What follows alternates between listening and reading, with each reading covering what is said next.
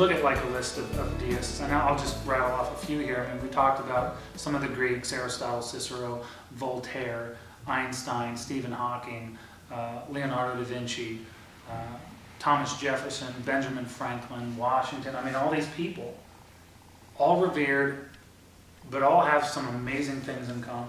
They had set out to free people of the paradigms that they were already subject to. Not accustomed to, but subject to. Be it the church, be it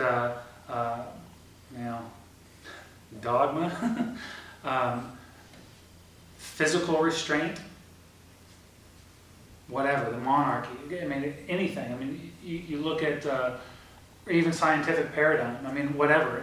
They set out to do it, and they set people free. Benjamin Franklin with electricity. We talked about that earlier. I mean, think about, of course, some could say he enslaved everybody with electricity, but ultimately speaking, I mean, you've got the ability now to completely change the way everything was done through electricity. Thomas Jefferson, similar deal. But our founders being deist, you would think that deism would be taught, like in the University of Virginia. You know, it should be like a staple class, right? Because Jefferson's the one who founded it, that's his school. But it's not. Why? Well, it's because deism is feared. Deism is feared because deism is a wrecking ball. Hands down. If there is a deist in the room, there's probably going to be a complete destruction of somebody's belief system in some way, shape, or form if a conversation ensues. Because there's context that usually is missing from people's belief system. Well, I believe this. Well, why do you believe that? Well, I don't know. That's what I grew up believing in. Okay, so you continue to believe in something that you have absolutely no idea about? Well, yeah. I mean, that in itself is an enormous seed which just, I mean, completely alters the life of the person you're having a conversation with. And because of that, I mean, you look at, during Ben Franklin's time, the fact that thunder and lightning was the wrath of God, and Benjamin Franklin's like, what are you guys talking about?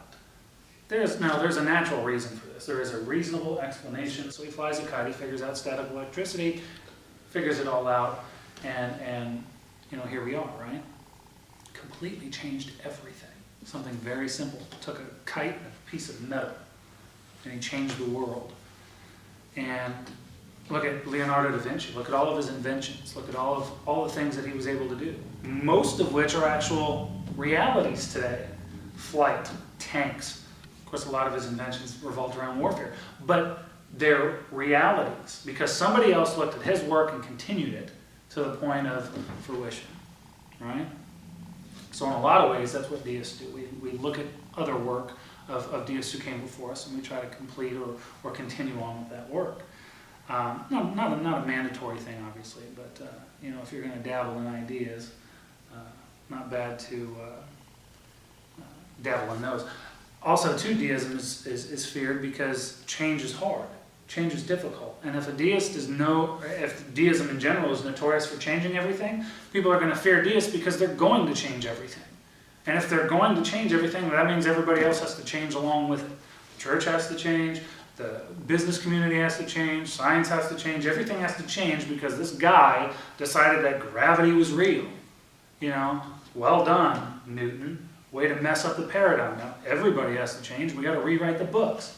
Same thing with Einstein. Look at all the things that we had to change because Einstein had this brilliant idea and decided to put a wrecking ball to the entire scientific community. Fear is what it boils down to. Yet, all those deists are revered because knowledge is power. These people knew things that others didn't, and they conceptualized ideas that others couldn't. These people were special. So it's an interesting paradigm where deism is feared, but deists are revered. They will step out when no one else will. Thomas Paine's a great example of that. Died alone. Very few friends at all. But yet he changed so much.